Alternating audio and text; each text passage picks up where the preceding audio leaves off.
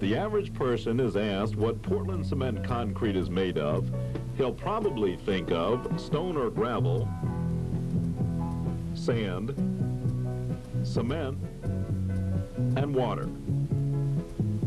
But the last ingredient that most people would think of is air. That's right, air. All concrete mixtures have some air, from voids in the aggregates that are trapped in the mix. But nowadays, air is intentionally added or entrained in most concrete to improve its quality. An air-entraining cement or add mixture produces billions of microscopic air bubbles throughout the concrete.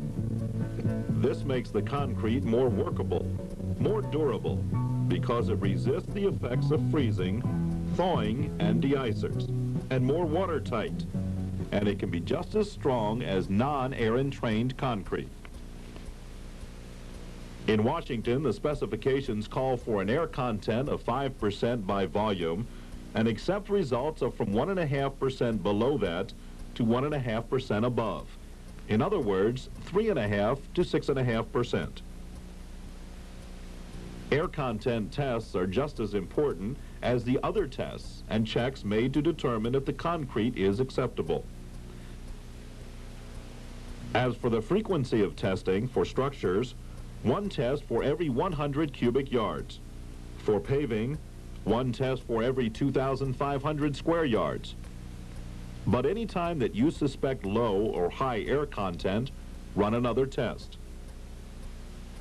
This program covers the pressure meter, an instrument that uses pressure to determine air content. I'll cover equipment, operation, and calibration. So let's get started. Before any concrete is brought to the job site, be sure that all test equipment is on hand and in good condition. And make sure that the work site is ready for the concreting to begin. The pressure meter has a pressure-tight base to hold the concrete sample. Be sure that the base is clean, inside, outer rim, and upper surface of the flange. Remember that any buildup inside the base will alter the volume and void the test results.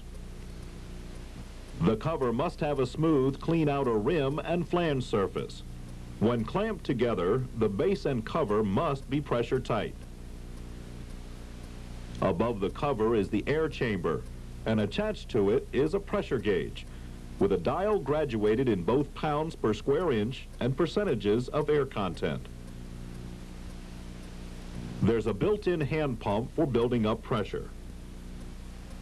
The valves and petcocks are for adding and draining water, and for releasing pressure from the air meter. Also needed are the following: a metal scoop, a standard steel tamping rod, a standard strike-off bar, a mallet, some wiping cloths, a container for water, and a rubber syringe.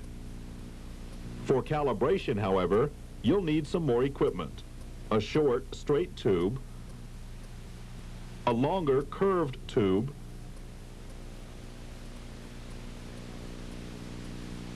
and a calibrating vessel. All right, now let's see how to operate the pressure meter.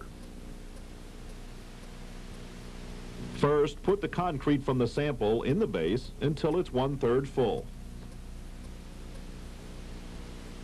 Rod the layer 25 times, following a spiral pattern toward the center. Then tap the outside of the base 15 times with the mallet to get out the open spaces and air bubbles. Repeat the procedure of filling, rodding 25 times, and tapping 15 times for the second and third layers. After tapping the base for the third layer, strike off the excess concrete using a sawing motion.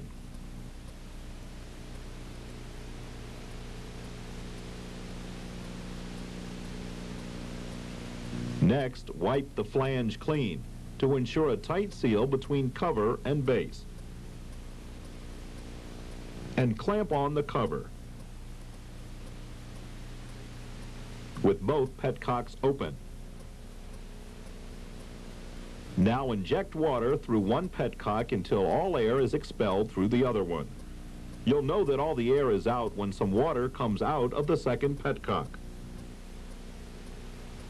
Leaving both petcocks open, pump air until the hand on the gauge dial reaches the initial pressure point.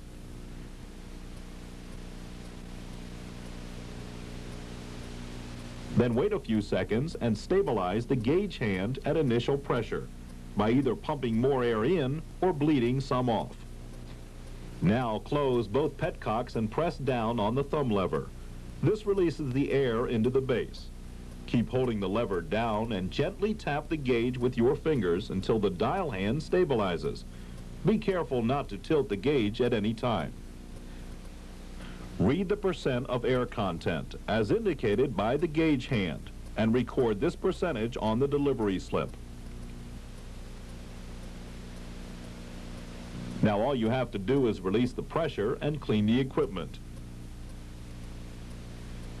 By opening both petcocks,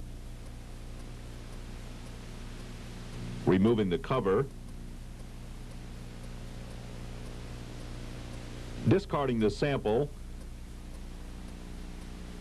and thoroughly cleaning the base, cover, and petcock openings. Okay, that's how the pressure meter should be operated. But now let's look at the calibration. Calibration is necessary to verify the operating pressure and to check the pressure gauge accuracy. Here's what to do. First, fill the base completely full of water. Screw the short piece of straight tubing into the threaded petcock on the underside of the cover. Clamp on the cover. With both petcocks open, inject water into the petcock with the tube attached below it until water comes out the other petcock.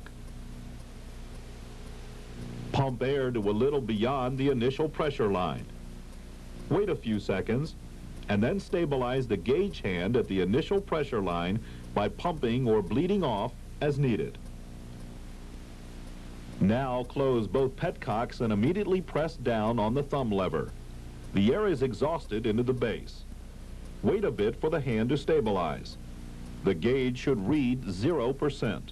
If it doesn't, run another test. If two or more tests show a consistent variation from 0%, change the initial pressure line to compensate for it and use this new initial pressure line on subsequent tests. Then screw the curved tube into the outer end of the petcock. Fill the calibrating vessel with water from the base by pressing on the thumb lever and controlling the flow with the petcock lever. Usually this vessel holds 5% of the volume of the base. Release the air at the free petcock. Open the other petcock and let the water in the curved tube run back into the base. There is now 5% air in the base, or whatever percentage is represented by the vessel. Next, with the petcocks open, repeat the steps of pumping to initial pressure line, stabilizing the dial hand, closing both petcocks, and immediately holding down the thumb lever, and waiting for the dial hand to stabilize. Read the percent of air on the dial. It should be 5%, or whatever percentage of volume is represented by the calibration cylinder. If two or more tests show incorrect readings, off by more than 0.2%, remove the gauge glass and reset the dial hand to 5% by turning the recalibrating screw. Keep in mind that when the gauge reads correctly at 5%, more water can be drawn off, as you just saw, to check results at 10%, 15%, and so on. And with that, we finish air content testing with the pressure meter. But just a few more points before I finish.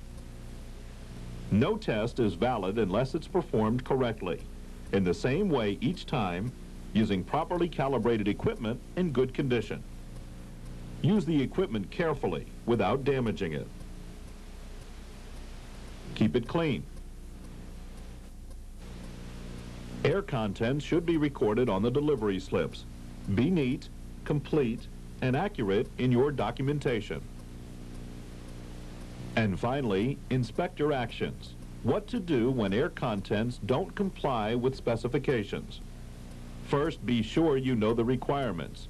Check the concrete design and the specifications if you are unsure. When a test result is out of specification, run another test. In fact, anytime you see or suspect something unusual, run a check test.